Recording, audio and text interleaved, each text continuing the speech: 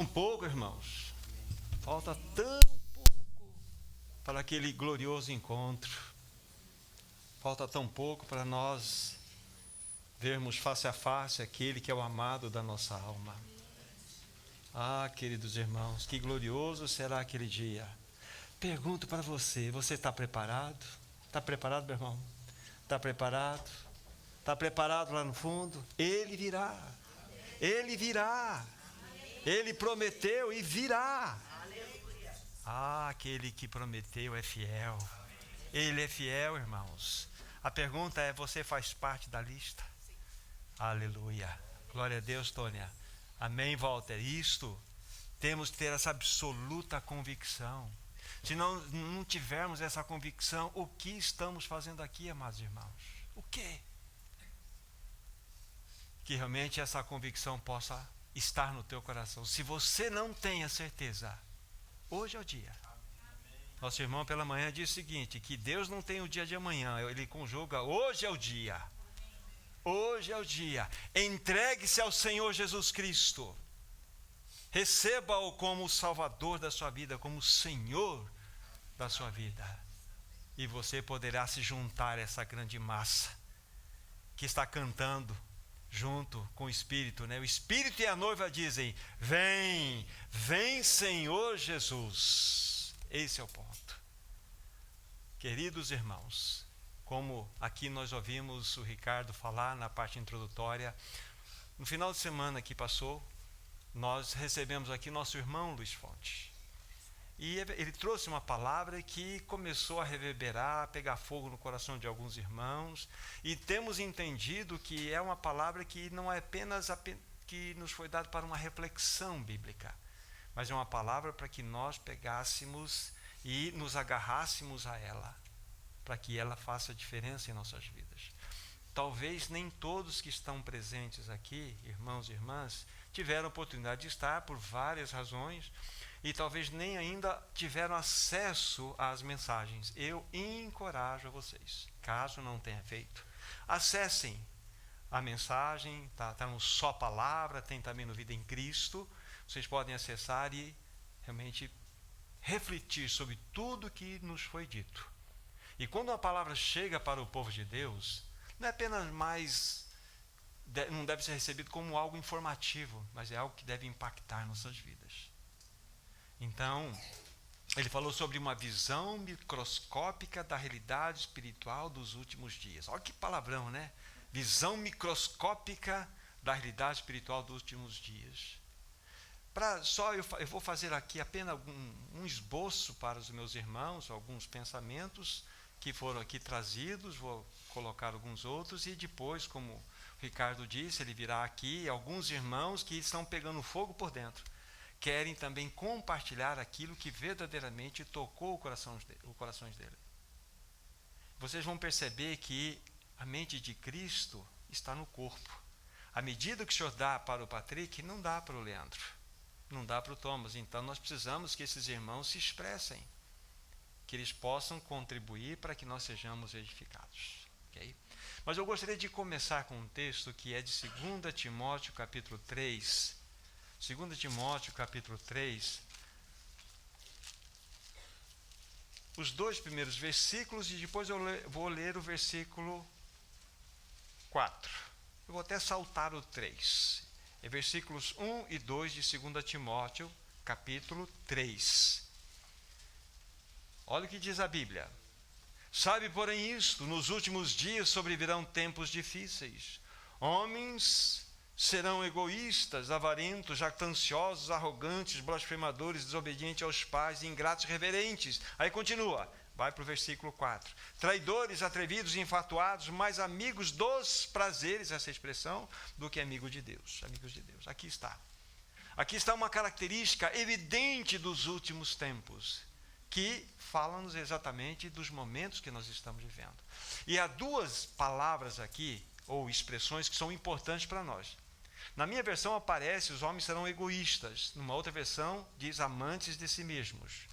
Essa é a primeira expressão. E depois, naquele versículo 4, eu citei para vocês, mas aqueles que buscam aqueles que são mais amigos dos prazeres do que amigos de Deus. Amigos dos prazeres e amantes de si mesmo. Aqui está descrito para nós a característica que evidenciaria os tempos do fim. Uma geração narcisista, amantes de si mesmo, e uma geração hedonista, que tem como prazer o bem supremo. Isto que classifica a sociedade hoje. E a partir desse pensamento, então, nosso irmão Luiz, ele nos remeteu para o capítulo 3 do livro de Daniel, onde lá está a descrição de uma história maravilhosa de 3 jovens. Se vocês quiserem deixar aberto lá, tá? 3 jovens, cujos nomes babilônicos desses jovens eram Sadraque, Mesaque e Abdenego. Mas para que nós cheguemos aqui, vamos abrindo lá capítulo 3, por favor. Então, nosso irmão Luiz, ele nos trouxe várias palavras para que nós pudéssemos refletir. Nós estamos, como eu acabei de falar, vivendo dentro de uma sociedade narcisista, amante de si mesmo, faz do seu umbigo o centro do universo, e hedonista, que faz do prazer a busca do seu bem supremo. Esta é a realidade. Tá? Então, isso é o diagnóstico que nós temos diante dos nossos olhos. Então, nosso irmão Luiz, ele foi para o capítulo 3 do livro de Daniel e fez aí a leitura de alguns versos, só para vocês entenderem. No capítulo 2 do livro de Daniel, está relatado o quê? O sonho que Nabucodonosor teve. Ele teve um sonho, mas só que ele chegou para os sábios da Babilônia e disse o seguinte: olha, eu quero que vocês interpretem o sonho que eu tive. Facilmente seria interpretado se Nabucodonosor tivesse dito o sonho que ele teve para os seus sábios. Mas ele falou assim: não vou dizer qual foi o sonho, senão vocês vão inventar qualquer interpretação. Vocês vão não somente dizer o sonho que eu tive, mas também a interpretação. Isso gerou um pane no meio dos sábios, onde entra Daniel nessa história. E Daniel, então, não só revela o sonho que Nabucodonosor teve, mas também dá a sua interpretação. Lembra-se que ele sonhou com uma grande estátua. E essa estátua tinha uma cabeça de ouro. E essa cabeça de ouro falava do próprio Império Babilônio no qual ele reinava. Mas nessa estátua havia peito e braços de prata, que falava de um reino que sucederia ao Babilônio, que seria o Medo-Persa. Aí, neste sonho, nessa estátua, o ventre e o quadril era de bronze. Falava de um terceiro reino que viria na sucessão, que seria o reino grego. Na sequência, então, ele viu as 2 pernas de ferro, que seria um quarto reino, seria o reino romano. E, por fim, os pés, dedos de barro misturado com ferro. Então, este foi o sonho que Nabucodonosor teve. Então, Daniel interpreta: você é essa cabeça de ouro. Mas você percebe uma coisa interessante, que Nabucodonosor pediu para construir uma estátua nessa configuração do sonho? Não, porque a megalomania, ele era um superego. Então você vai fazer uma estátua inteirinha de ouro. Inteirinha. Esse foi o mandato do rei. Não foi só a cabeça, você vai construir uma estátua inteirinha. Então você percebe o tamanho do ego de Nabucodonosor. Então foi construída essa estátua e foi colocado numa lei em que, ao soar de todos os pífaros, das cítaras, das flautas, de todos os instrumentos de sopro que tivessem naquele momento, então todos que fizessem parte do reino teriam que se inclinar em adoração diante daquela estátua, adorando aquela estátua. Não é isto? Aquela estátua tinha aproximadamente, dá uma medida exata, 27 metros de altura. Do local onde ela foi construída, na posição da cidade, ela poderia ser vista de qualquer ângulo. De qualquer ângulo. Aí então foi levantada essa estátua, e aconteceu que foi dada a ordem para que todos aqueles instrumentos fossem tocados ao mesmo tempo, para que todos se adorassem. Só que aconteceu algo inusitado. Algo que verdadeiramente chocou de modo profundo aquele que era o cabeça do maior império do mundo, Nabucodonosor. estavam aqui esses 3 jovens chamados Sadraque, Mesaque e Abdenego, e quando soaram todos aqueles instrumentos, eles se curvaram diante daquela estátua? Não se curvaram. Aí o que aconteceu? Houve aqueles que eram os amigos do rei, foram e disseram para Nabucodonosor: olha, tem 3 aí que não se curvaram diante da sua estátua. Aí o que Nabucodonosor faz? Ele faz com que esses jovens sejam levados na presença dele, e na presença, perto daquela fornalha ardente, então ele vai estabelecer a ordem. Então, capítulo 3, para vocês me acompanharem, olhem por favor. Versículo 12, a partir da denúncia. Há alguns homens judeus que tu constituíste sobre os negócios da província da Babilônia, Sadraque, Mesaque e Abdenego. Estes homens, ó rei, não fizeram caso de ti, e nem a teus deuses não servem, nem adoram a imagem de ouro que levantaste. Então Nabucodonosor, verso 13, irado, furioso, mandou chamar Sadraque, Mesaque e Abdenego, e trouxeram a estes homens perante o rei. Falou Nabucodonosor e ele disse: verdade, é verdade, ó Sadraque, Mesaque e Abdenego, que vós não servis a meus deuses e nem adorais a imagem de ouro que levantei. Agora, pois, estáis dispostos, quando ouvirdes o som da trombeta, do pífaro, da cítara, da harpa, do saltério, da gaita de foles, prostrai-vos e adorai a imagem que fiz. Porém, se não adorardes, sereis no mesmo instante lançados na fornalha de fogo ardente. E quem é o Deus que poderá livrar das minhas mãos? Aqui está, então. Então imagine só você neste cenário. Você é um desses personagens, Sadraque, Mesaque ou Abdenego. Você está diante do maior rei desse planeta, então, recebendo esta denúncia e, ao mesmo tempo, você recebendo esse tipo de ataque do rei. Você está disposto? Estão dispostos a se curvar diante da estátua que eu fiz? Qual será o Deus que livrará vocês das minhas mãos? A resposta desses jovens é uma resposta impressionante. Que é o verso seguinte, ele fala assim: ó Nabucodonosor, quanto a isto não necessitamos te responder. Se o nosso Deus, a quem servimos, quer livrar-nos, ele vai nos livrar da fornalha de fogo ardente das tuas mãos, ó rei. Se não, fica sabendo, ó rei, que não serviremos a teus deuses e nem adoraremos a imagem de ouro que levantaste. Olha a ousadia. O que fez com que estes jovens tivessem essa tão grande ousadia? Eles conheciam Deus, o Deus Todo-Poderoso, o Deus que verdadeiramente eles depositavam a sua confiança, a sua fé. Verdadeiramente. E isso aqui, já vou completar o raciocínio para nós falarmos dentro do contexto atual, para que os irmãos possam dar aí seus testemunhos. Então, aqui estão 3 jovens verdadeiramente ligados ao verdadeiro Deus. Eles conheciam na sua intimidade o Deus de Israel, o Deus Todo-Poderoso. Eles não se curvariam diante daquela imagem, jamais. Jamais, porque eles tinham um Deus Todo-Poderoso. E isso faz toda a diferença. Quando você o conhece intimamente, você não se curvará diante de nenhum Deus. Agora, a que nos remete esta grande estátua de ouro, essa imagem? Remete-nos ao maior ídolo que está sendo hoje, em nossos dias, sendo erigido, o eu. O maior ídolo que está sendo erigido na sociedade do tempo do fim não é outro senão o eu. Nós vivemos hoje numa sociedade que cultua a sua própria imagem.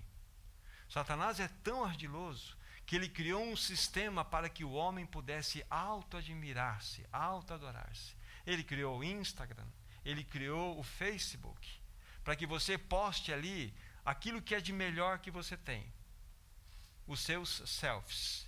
Aí você fica correndo atrás dos likes que possam estar sendo dados naquilo que você postou. E quando os likes, os positivos, os joinhas não vêm, você entra em desespero e depressão. Vivemos numa sociedade profundamente ególatra, sofrendo de uma doença chamada eulite, inflamação do eu. A inflamação do eu. Hoje a sociedade é exatamente esse perfil. Nós vivemos num tempo caído, irmãos. Está sendo erigido a maior e a mais poderosa imagem de todos os tempos. O homem, ele está autovenerando-se. Isso, na realidade, é fruto da queda. Isto é um projeto do anticristo, para que o homem seja o centro de todas as coisas.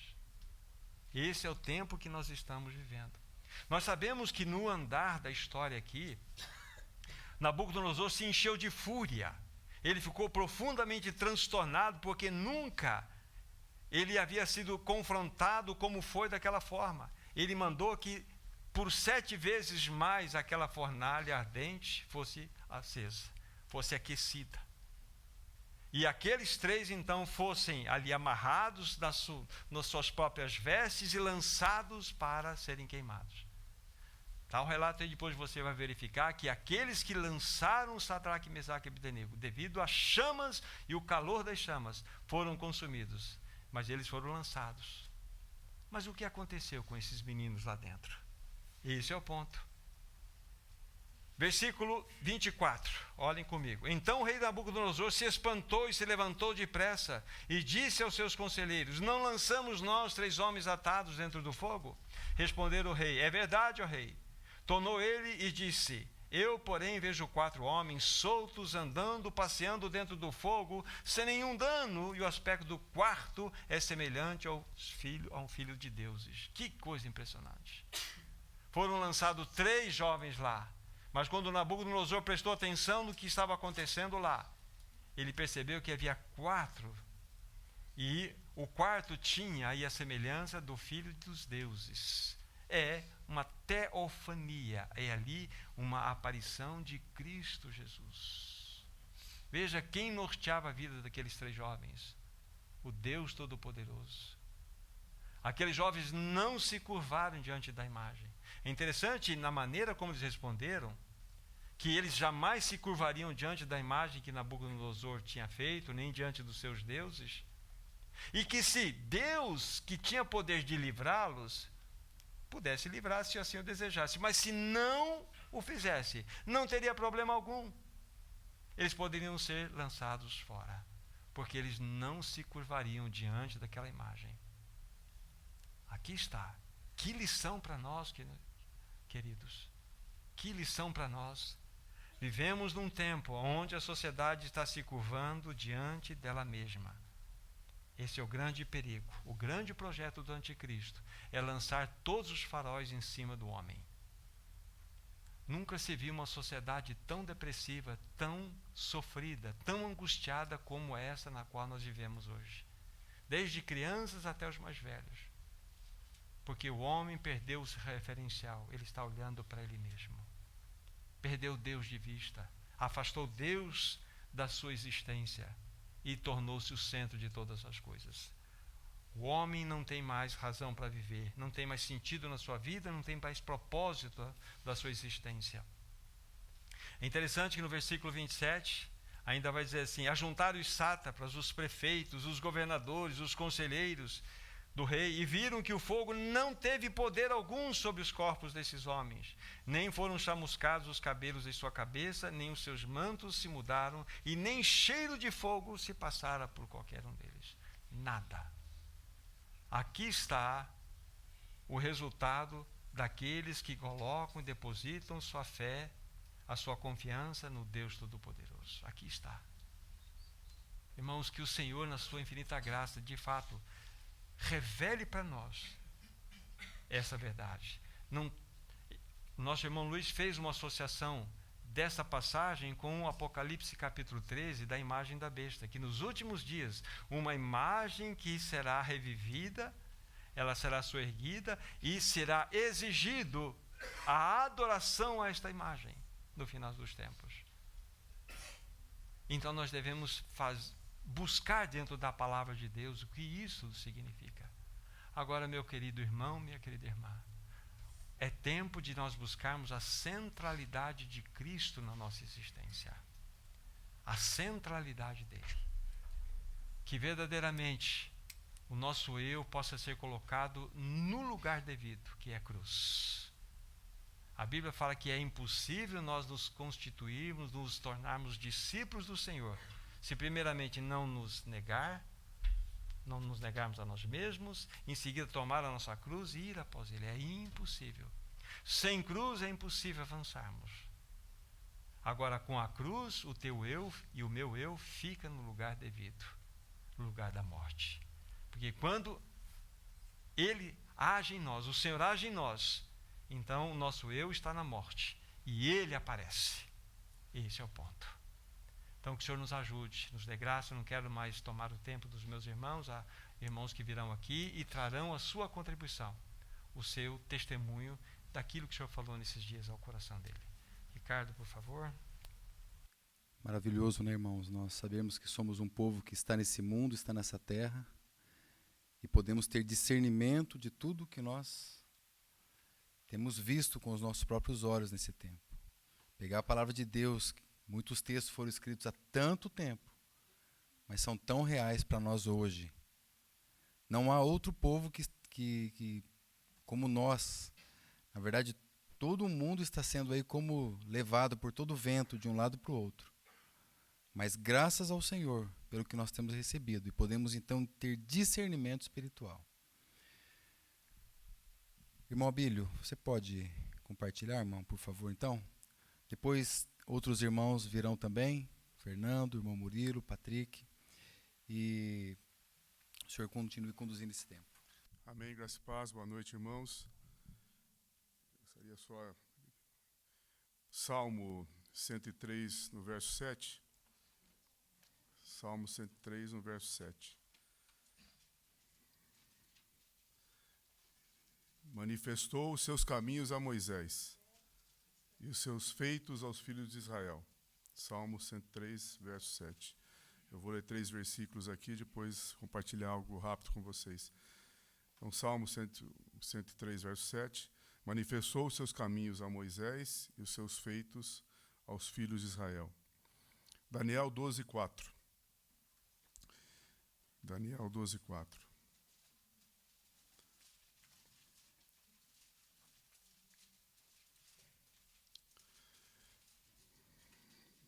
Daniel encerra estas palavras até o fim do tempo. Muitos correrão de um lado para outro, e o saber se multiplicará. E mais um versículo, Eclesiastes 1:9. Eclesiastes está logo após Provérbios. Eclesiastes 1:9. O que foi, isto é o que há de ser, e o que se fez, isto fará. Nada há de novo embaixo do céu. Irmãos, a palavra que o nosso irmão trouxe semana passada, uma característica que realmente é uma palavra que está expressando o tempo que nós estamos vivendo, que ela está sendo aberta a nós. A palavra de Daniel era uma palavra que muitos, até não muito tempo atrás, consideravam um livro de difícil entendimento, o que quer dizer isso.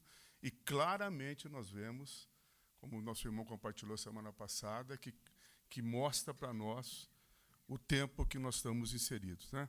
A palavra de Deus diz aqui que ele manifestou os seus feitos ao povo de Israel, mas os seus caminhos ele manifestou a Moisés. Então, Moisés era considerado um amigo de Deus. Então, nós temos o privilégio e temos que agradecer ao Espírito Santo, porque o Senhor tem colocado essa verdade em nossos corações. Essa verdade não permeia no meio cristão de maneira geral. Então, o Senhor tem alertado o seu povo, né? Claramente, como o nosso irmão Thomas falando, essa questão da imagem, de tudo que se passou lá com Nabucodonosor, Sadraque, Mesaque e Abednego, se refere a esse tempo do fim, a questão da imagem, né? E o que marcou também bastante para mim foi que o irmão falou de 3 pontos, que o inimigo se manifesta através do espírito, o inimigo se manifesta através do sistema, que a gente pode comparar com alma, e o inimigo se manifesta através do corpo. Quando ele fala de espírito, o nosso inimigo, Ele já estava presente já no Jardim do Éden. Aliás, está presente antes, porque na eternidade ele já se rebelou contra Deus. O espírito dele já permeava desde antes da fundação do mundo, desde a época que, na eternidade passada, ele se rebelou contra Deus, né? Então, ele fala ali que então, esse espírito já permeia a sociedade desde o tempo lá de trás. E quando ele fala de sistema, o que é o sistema? A gente pode ver Torre de Babel, a gente pode ver o dilúvio, Sodoma e Gomorra, Babilônia, Egito, o tempo que nós estamos vivendo, que é o sistema do mundo que está sendo comandado e presidido por Satanás. Está sendo construído há muito tempo atrás. Quando nós vemos o que está acontecendo hoje, a gente tem a certeza que isso não é projeto de homem. Isso não é projeto de uma geração. Isso é projeto de muito tempo. Existe uma mente por trás disso que está chegando para ser culminando agora, onde o homem vai ser exaltado. Não é o Senhor Jesus, o homem, essa imagem do homem que vai ser personificada pelo anticristo, que não vai tomar o poder, meus irmãos. Ele vai ser colocado no poder. Muitos vão falar, este é um homem, inclusive no próprio meio cristão. Entre aspas, né? Próprio meio cristão. Então, a gente vê hoje claramente espírito, o sistema, até que vai culminar com o quê? Com o aparecimento do próprio corpo. Porque a imagem vai refletir um corpo físico, é a manifestação do anticristo. E hoje nós já temos tecnologia para isso. Se há 10, 20 anos atrás nós imaginávamos, hoje claramente, se o anticristo quiser se manifestar amanhã, ele já tem um controle mundial ou não. Ele pode permitir qualquer um de vocês aqui, qualquer um de nós, não compremos e nem vendemos. Claramente a gente está percebendo isso. Então, o Senhor tem alertado a todos nós, como amigos dele, para que nós tenhamos uma decisão no nosso caminhar. Basta, até agora, o tempo que nós íamos aqui. Basta. O Senhor tem buscado um povo no meio do seu povo. E essa mensagem está sendo colocada para nós. O que nós vamos fazer com essa mensagem é responsabilidade nossa. O Tribunal de Cristo está logo aí na frente, para que nós sejamos responsabilizados por que o Senhor tem falado aos nossos corações. Então, ele tem preparado o seu povo. E a gente vê também lá em Apocalipse 13, 15, o irmão Thomas, você falou dessa imagem, dessa passagem, que as pessoas que não adorarem, vão morrer. Aqui ele vai exigir a adoração de todos. E quem que não vai adorar? E quem que vai adorar o anticristo? A imagem? Todos aqueles que não estiverem com seu nome no livro da vida. E vai falar, inclusive, ele falará ali que, se possível, enganaria até os eleitos.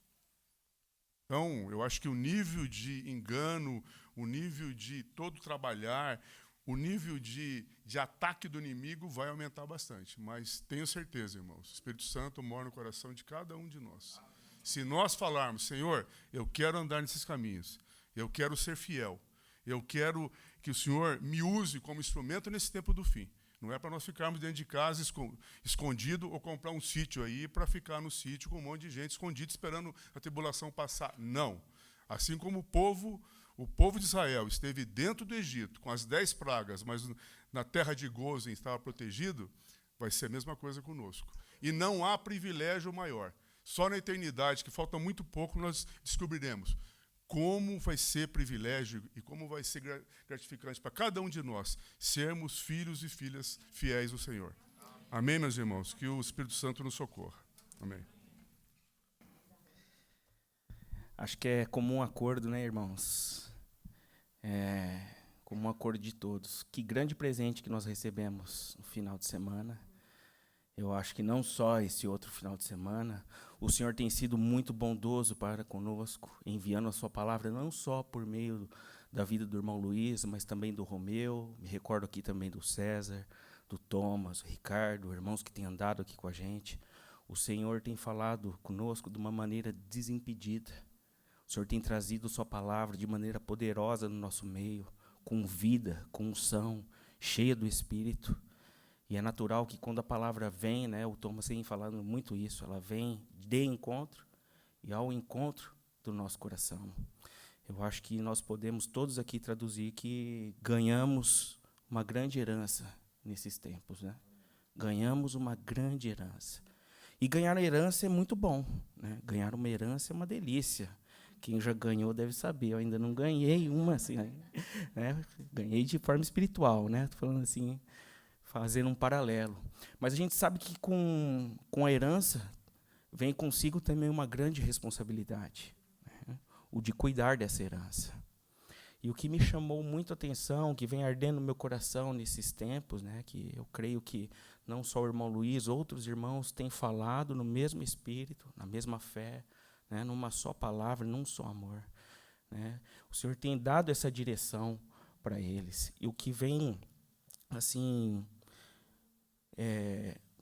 falando forte no meu coração é essa questão da responsabilidade com a herança, né? Tiago vai dizer assim que nós devemos nos despojar de toda impureza e acúmulo de maldade e acolher com mansidão a palavra que em vós foi implantada, que ela é poderosa para salvar a vossa alma. Ela é poderosa para nos dar um novo fôlego de vida. Ela é poderosa para nos fazer revigorar, sabe? Andar mais firmes. Então, veja bem, a palavra que nós recebemos traz consigo uma grande responsabilidade. Esse despojar é realmente uma posição, assim como o Sadraque, Mesaque e Abidnego tomaram ali, é uma posição firme. Despojar é tirar de lado, é tirar do caminho tudo aquilo que é contrário à vontade de Deus e acolher a palavra de Deus, acolher aquilo que é do Senhor com mansidão, com gentileza, com gratidão, porque o Senhor tem falado conosco, não é verdade, meus irmãos? Então, nesse sentido, né, eu queria ler poucos versículos aqui e falar a respeito dessa questão da responsabilidade que temos com isso que nós temos recebido, sabe? E queria também chamar a atenção dos irmãos sobre uma coisa que também é de comum acordo de todos os irmãos que falaram aqui, sobre a questão do discernimento. Nós precisamos discernir o tempo em que vivemos. Precisamos discernir como está a nossa vida, como está o nosso coração. E precisamos discernir como que está a nossa responsabilidade, ou seja, quais são as atitudes práticas que temos tomado diante de tudo aquilo que nós temos recebido, sabe? Então, se vocês pegarem no livro de Daniel, né, que já foi lido aqui, no capítulo 3, no versículo 7, capítulo 3 de Daniel, versículo 7, diz assim: portanto, quando todos os povos ouviram o som da trombeta, do pífaro, da harpa, da cítara, do saltério, de toda sorte de música, se prostraram os povos, nações e homens de todas as línguas, e adoraram a imagem de ouro que o rei Nabucodonosor tinha levantado. E depois, lá no versículo 12, o irmão já leu aqui, que Sadraque, Mesaque e Abidnego tomaram uma posição firme. Eles não aceitaram aquela situação. Mas observam aqui no versículo 7 essas palavras: todos os povos e todas as línguas. De todos os povos e de todas as línguas, ouso aqui, sabe, com muito temor até dizer, talvez até muitos do povo que se julga povo de Deus, aceitaram aquela situação. Mas somente alguns, quais foram? Somente 3, né? Sadraque, Mesaque e Abidnego, não se renderam àquela posição, àquela situação. Eles tomaram uma posição, eles tomaram uma postura diante de Deus e dos homens. E a palavra de Deus, meus irmãos, é muito clara quando diz que seja o seu falar sim, sim ou não, não. O que passar disso é do maligno. Então, a palavra de Deus fala assim que tudo que se refere à vida e à piedade já nos foram dadas em Cristo Jesus. Nós temos em Cristo Jesus toda a autoridade para tomar uma posição de dizer sim e também de dizer não, na força do poder do nome de Jesus, não na nossa. Porque agora nós estamos em Cristo, nós não vivemos mais para nós mesmos, nós vivemos para Ele, assim como Sadraque, Mesaque e Abidnego, né?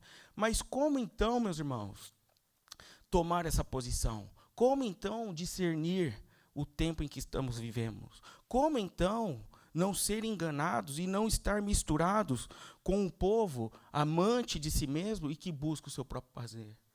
Porque eu falo para vocês, nós podemos nos misturar facilmente. Facilmente. Não se engane. Nós não estamos num parque de diversão. O irmão foi bem claro aqui, ele falou que nós estamos em um campo de batalha. Nós estamos batalhando contra o mundo, contra as potestades e também contra a nossa carne. Então, qual que é a sua postura diante dessa batalha? Como que você está? Você está discernindo que é uma batalha? É uma batalha. Você precisa lutar, sabe? E eu falo para você, você já luta e você já tem um carimbo de vitória. Porque a palavra de Deus fala que nós somos mais do que vencedores em Cristo Jesus. Não há derrota para nós, meus irmãos. Nós temos vitória em todos os aspectos da nossa vida em Cristo Jesus. Ele vai nos santificar. Ele nos santifica corpo, alma e espírito. O que você precisa? O que você necessita? Porque Ele dá mais do que aquilo que pedimos e que pensamos. Há alguma dor em você? Há algum sofrimento? Algum flagelo? O que você está passando? Eu quero dizer para você que em Cristo você tem um carimbo mais que vencedor. Você tem um carimbo, é mais que vencedor. Então, para terminar, meus irmãos, eu gostaria que vocês abrissem comigo, por favor, no livro de Gálatas. É bem rapidinho, que eu já estou tomando o tempo do Patrick, né, Patrick? É bem rapidinho, irmãos. Gálatas 5:1.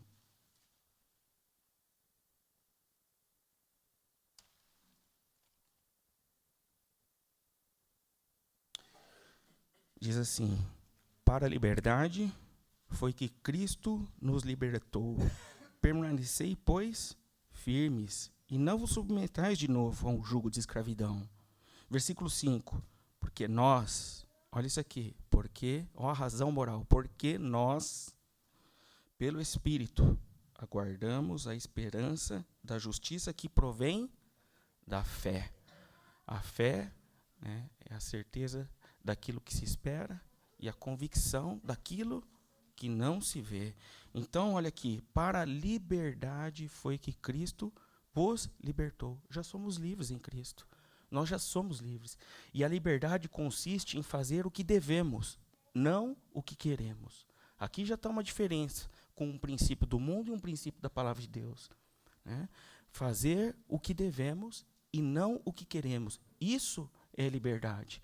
E nós devemos permanecer assim, viver como devemos. Como que nós devemos viver? Né? Na liberdade que há em Cristo Jesus, para não se submeter a um jugo de escravidão, para não ser apanhado, sabe? Para não cair numa armadilha. A palavra fala que aquele que está de pé, cuidado para que não caia. Então ele dá lá a razão moral, porque nós, pelo Espírito, olha aqui, é pelo Espírito, aguardamos. Essa palavra aguardamos é um esperar assídua e pacientemente, né? Então nós devemos estar pacientes e também assíduos. Assíduos é assim, ó, que comparece com regularidade e também exatidão. É participantes. E eu queria terminar essa palavra aqui, meus irmãos, com encorajamento para todos. O irmão Luiz Fontes trouxe também lá no capítulo 2, 42 de Atos, como que vivia a igreja primitiva, né?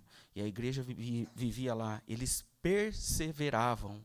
Está aqui, o significado dessa palavra, eles perseveravam, é estar ali assiduamente. Sabe, é perseverar, insistir assiduamente. Ou seja, estar comparecendo regularmente e com exatidão. Então, eles perseveravam na doutrina dos apóstolos, na comunhão, no partir do pão e nas orações. Eu falo para vocês, meus irmãos, nós não podemos viver distante dessa realidade. Certo? Nós precisamos nos expor às realidades espirituais. A palavra de Deus diz assim: provai e vede que eu sou bom. Se exponha às realidades espirituais. Eu desafio vocês aqui e me desafio também. Esse foi o encorajamento do irmão Luiz. Se exponha a Cristo e veja o que Cristo vai fazer na sua vida. Você é um mais que vencedor, sabe? É permanecer na doutrina dos apóstolos, é na palavra. Pode um filho de Deus não ter um devocional? Pode um filho de Deus não ter um contato com a palavra diariamente?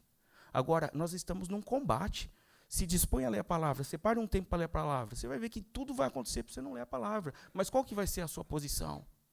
Sabe, se exponha, leia a palavra de Deus, tire um tempo, leia a palavra de Deus. A comunhão é isso que nós estamos fazendo aqui agora.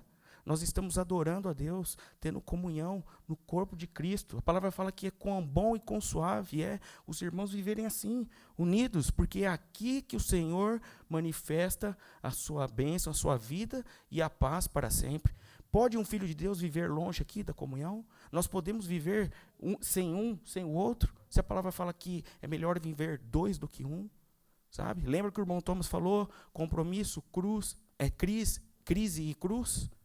Sabe, nós temos um compromisso não só com Deus, mas de uns para com os outros, de estarmos aqui domingo a domingo. Sabe, e não é só isso. Nós temos outras reuniões, meus irmãos, que eu encorajo vocês.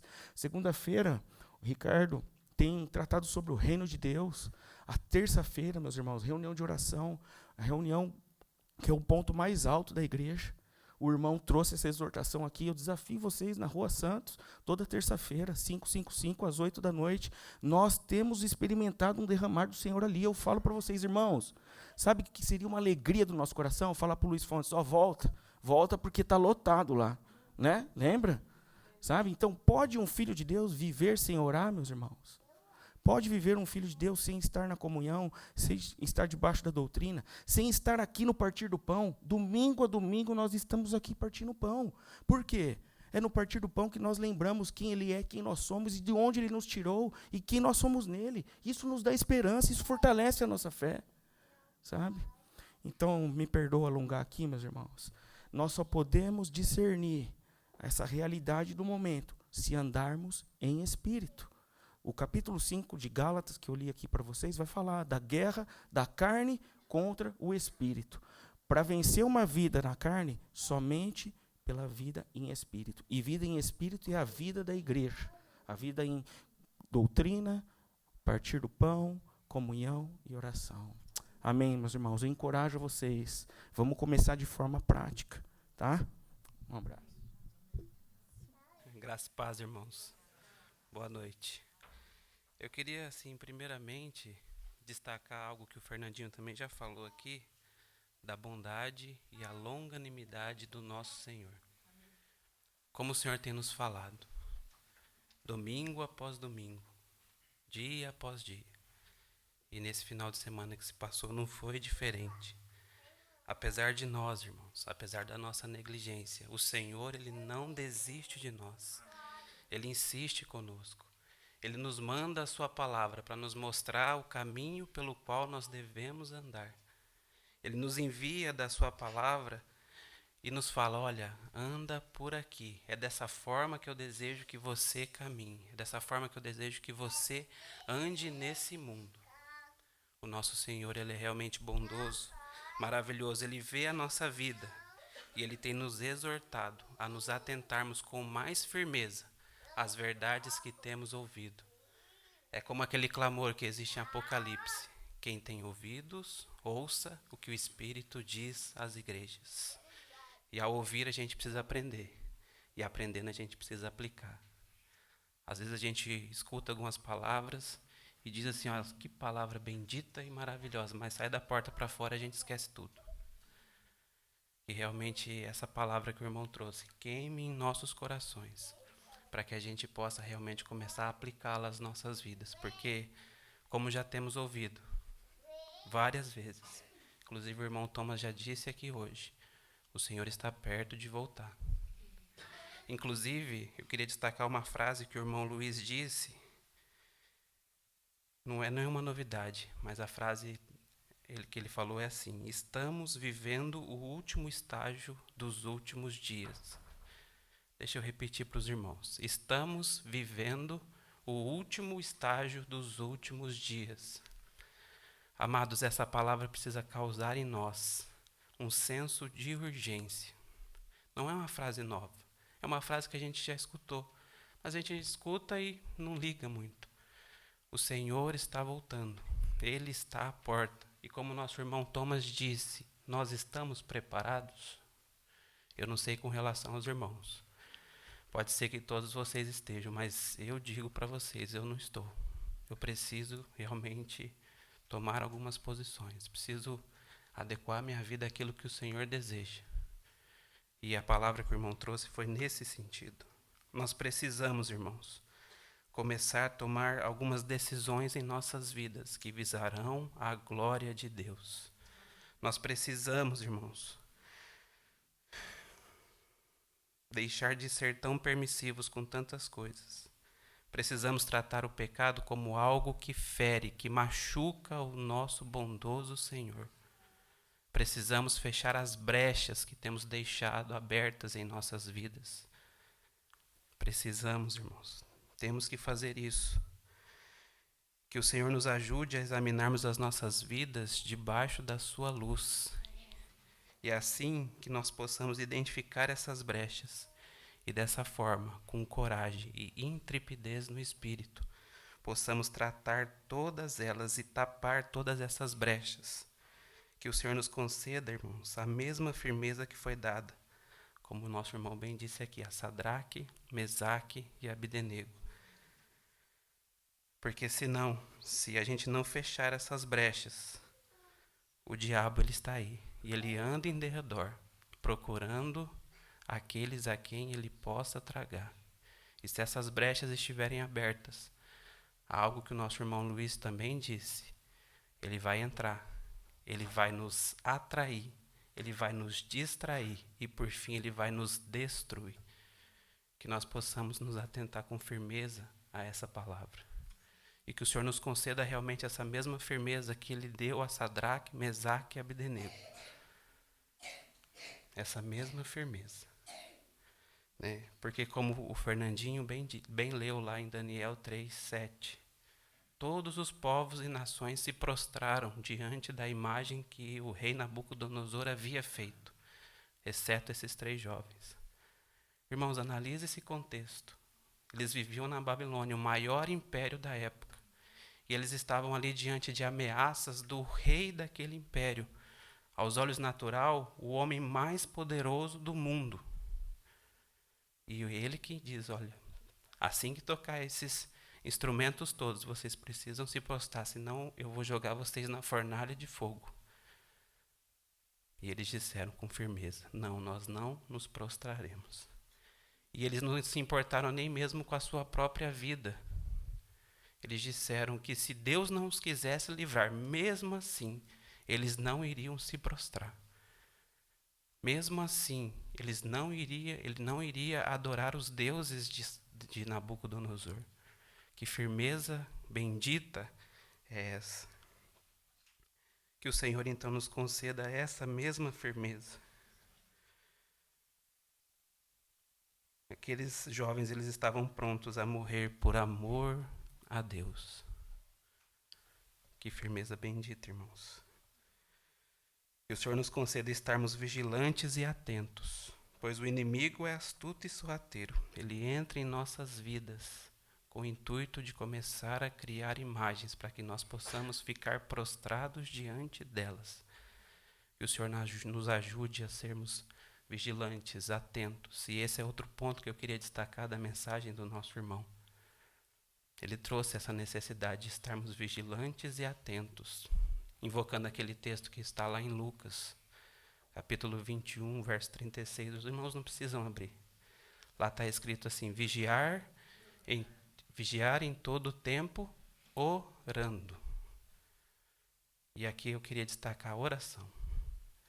É algo que nós, não sei se todos, mas temos negligenciado. O irmão nos desafiou, como o Fernandinho também bem colocou aqui, a termos um tempo de oração congregacional. E lá nós nos reunimos em 20 pessoas, quando muito. Nossa igreja é tão numerosa. Há tantas desculpas. Eu mesmo já dei algumas delas. Mas que o Senhor nos conceda realmente a estar orando. Nós precisamos restaurar a oração nas nossas vidas. Porque o irmão disse, e eu quero aqui frisar, oração, a vigilância, ela tem que ser constante. Mas ela só será eficaz se sustentada pela oração. Que o Senhor nos conceda a restaurar a oração nas nossas vidas individual e coletiva. Precisamos ter um tempo diante do Senhor, porque, como o nosso irmão também bem colocou, Oração é relacionamento com o Senhor. E é nesse relacionamento que Ele vai nos fortalecendo, que Ele vai nos conduzindo, que Ele vai nos mostrando o seu caminho. Irmãos, nós não podemos ficar indiferentes. O tempo se abrevia e o Senhor logo voltará. Porventura Ele achará fé na terra? Achará sim. Há aqueles que não se dobrarão à imagem. Há aqueles que serão os remanescentes do povo de Deus. Há aqueles que estarão aguardando o Senhor voltar em pé. E quando virem o romper do Senhor nos céus, adorarão. Adorarão ao Senhor. Bendito Senhor. Eu queria encerrar com uma frase aqui que o irmão colocou.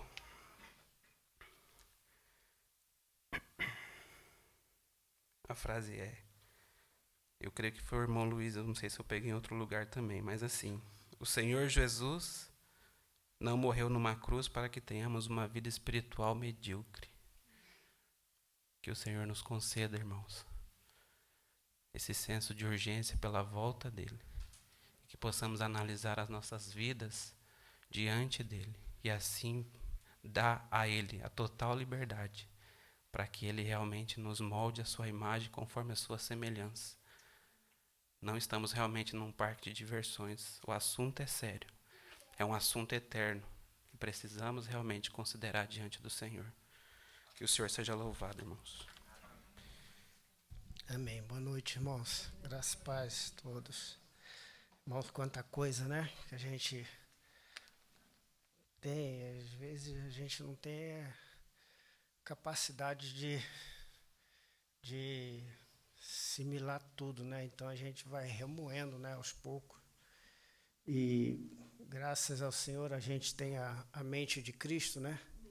E o Espírito Santo vai trazendo, né, aos poucos, à medida que a gente tem sede.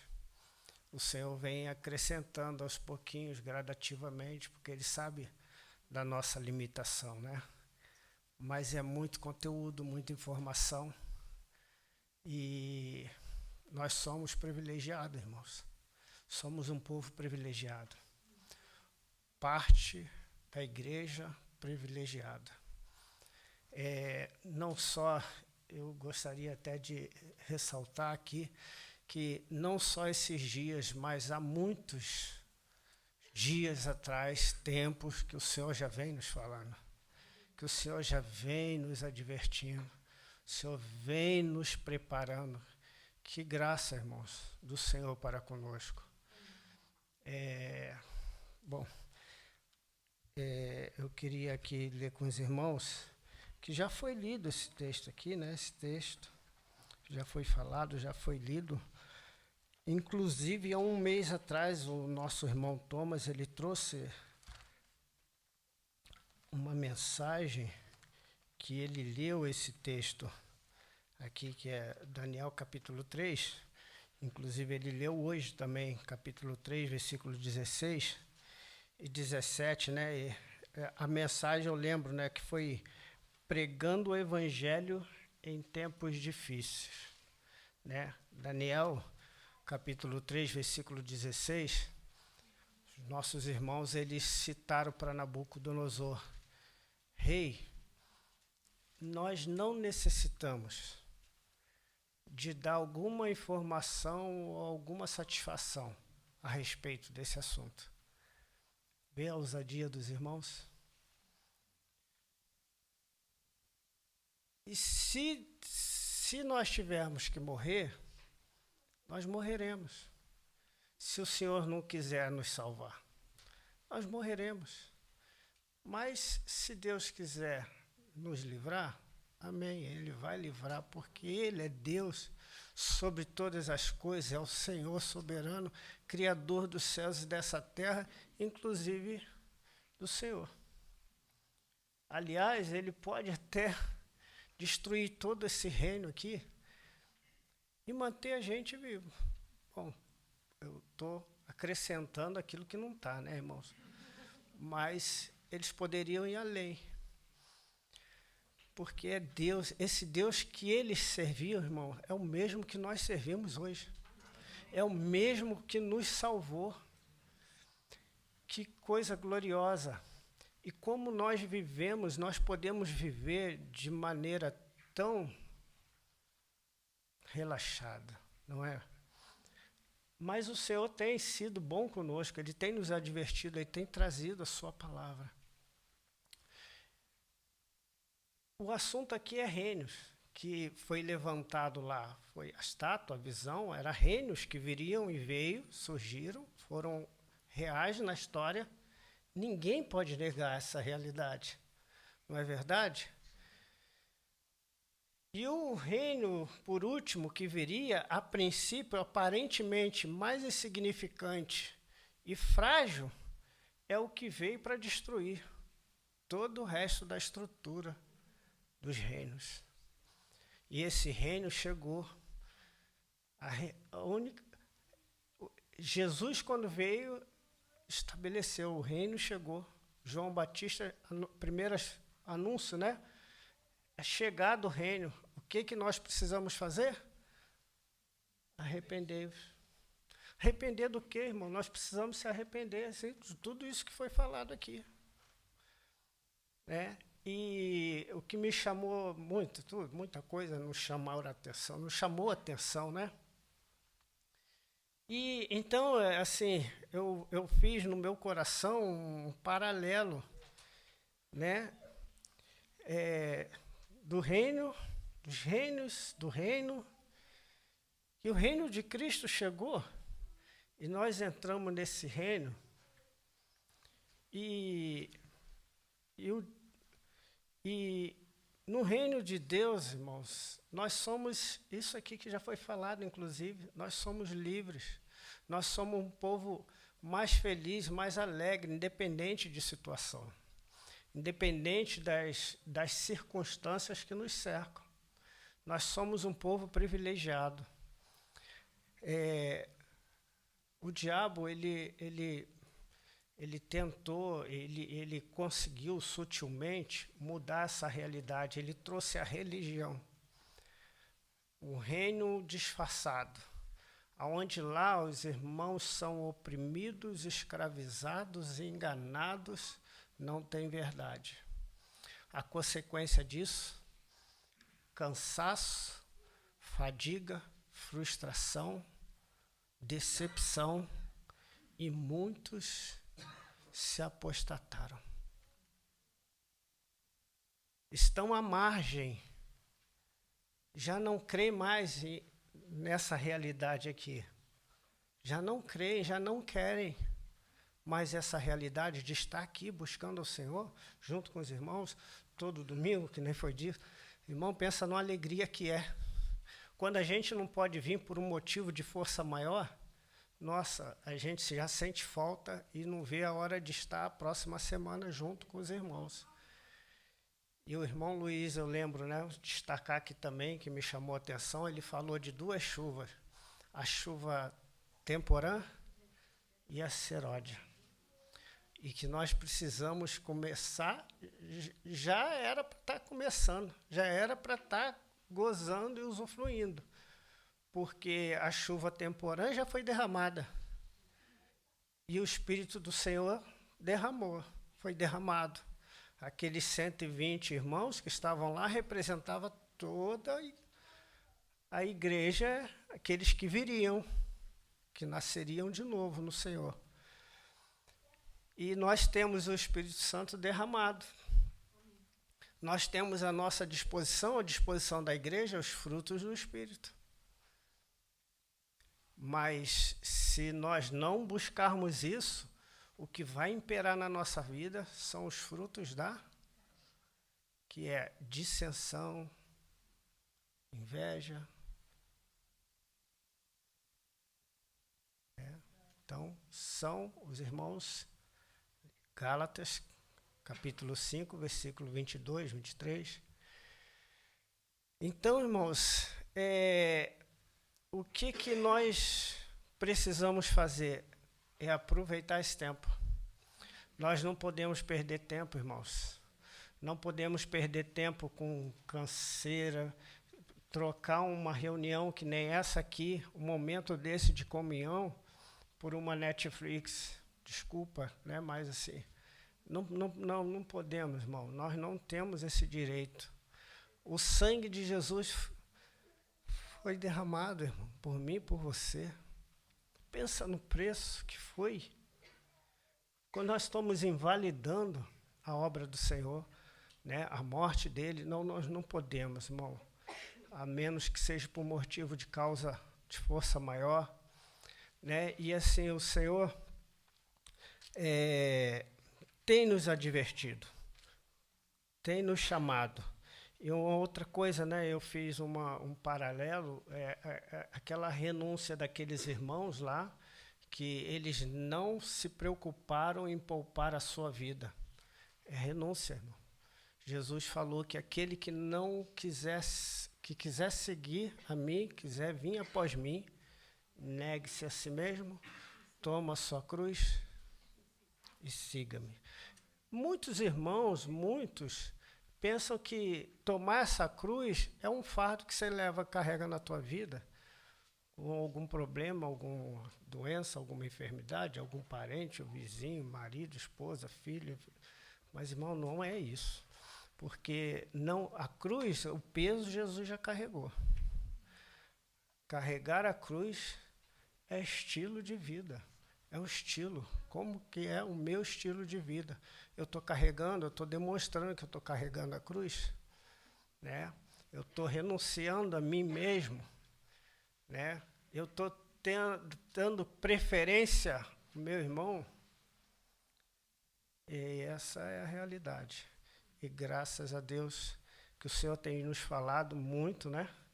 E eu agradeço a oportunidade. Graça e paz. O Ricardo me convidou para compartilhar agora. Eu só vou deixar 2 textos que falaram muito ao meu coração. O primeiro a gente já leu aqui, que é quando aqueles 3 jovens, eles não olharam para a sua própria vida, mas eles, uma posição muito firme, se posicionaram diante do Senhor. Mas como o texto já foi lido, eu queria que vocês abrissem Apocalipse, o capítulo 7. No versículo 9, nós vamos ler assim: depois destas coisas, vi, e eis uma grande multidão que ninguém podia contar, ninguém podia enumerar, de todas as nações, de povos e línguas, em pé diante do trono, diante do Cordeiro, vestidos de vestiduras brancas, com palmas nas mãos. E o versículo 13 vai dizer assim: um dos anciãos tomou a palavra dizendo: estes que se vestem de vestiduras brancas, quem são e de onde vieram? Essa palavra me chamou muita atenção quando o irmão Luiz falou. Há uma multidão que serve ao Senhor, mas quem são estes de vestes brancas? Da onde eles vieram? O irmão Luiz falou que há várias correntes teológicas sobre a vinda do Senhor e que ele acredita que nós passaremos pela grande tribulação. A resposta de quem eram esses está logo abaixo, no versículo 14. O texto diz: são estes os que vêm da grande tribulação. Irmãos, eu fiquei considerando comigo, será que se eu passar pela grande tribulação, eu serei estes? Com letra maiúscula, tá certo? E está começando uma frase, né? Está começando ali. Mas estes que têm as vestiduras brancas, estes que logo abaixo diz assim, que se achavam diante do trono de Deus, que o serviam de dia e de noite no seu santuário. Eu tenho pedido ao Senhor misericórdia, porque se alguém que está reprovada sou eu. O irmão Luiz falou da imagem, e pensa numa pessoa que se perdeu na imagem essa semana. Mas o irmão Oro falou aqui que é o Espírito Santo. A nossa vitória é ter uma vida no Espírito. E que o Senhor nos leve a ver mais dele e da sua beleza e da preciosa obra que ele fez por nós. E dessa forma nos cativar, que o irmão Luiz falou muito do nosso coração cativado, nos cativar de tal forma, porque nada como um novo amor para substituir o antigo. Quando amarmos mais a ele do que a nós mesmos, não será fácil, não será tão difícil negar a nós mesmos e enfrentar a morte por ele. Que ele nos leve a ser estes que se acham diante do trono e que o servem dia e noite, estes que passaram pela grande tribulação, no meio de uma grande multidão, eles foram os que fizeram a diferença. Que o Senhor nos ajude. Amém. Graças ao Senhor, né, irmãos? Vamos lembrar de tantas coisas aqui. Glória a Deus. Obrigado, viu, Abílio? Uma benção, irmão. Que os irmãos trouxeram. Patrick, Murilo, Fernando, Claire. Claire sempre nos anima, nos incentiva, sempre nos lembra da palavra. Louvo a Deus pela vida dos irmãos que trouxeram aqui coisas que realmente tinham passado batido. Glória a Deus. E que a gente possa... A palavra de Deus fala isso, né? De nos animarmos, incentivarmos mutuamente. Não nos esqueçamos, e eu concluo com isso, despeço dos irmãos, dizendo que a palavra lá de Efésios, o irmão Luiz nos lembrou disso, que nós estamos assentados com Cristo nos lugares celestiais. É uma posição espiritual maravilhosa, mas as batalhas também acontecem nos lugares celestiais. Enquanto estamos aqui, nós temos batalhas e lutas, mas são testes, são provas, porque um reino está prometido para nós. E que o Senhor, então, como já foi dito aqui também, Ele receba todo o mérito, porque nele nós somos mais que vencedores. O mérito é dele também. Deus abençoe, amados. Vamos orar ao Senhor, agradecer por esse momento, por esse tempo, pelo privilégio de estarmos juntos, fortalecimento do Espírito Santo. Louvado seja o Senhor.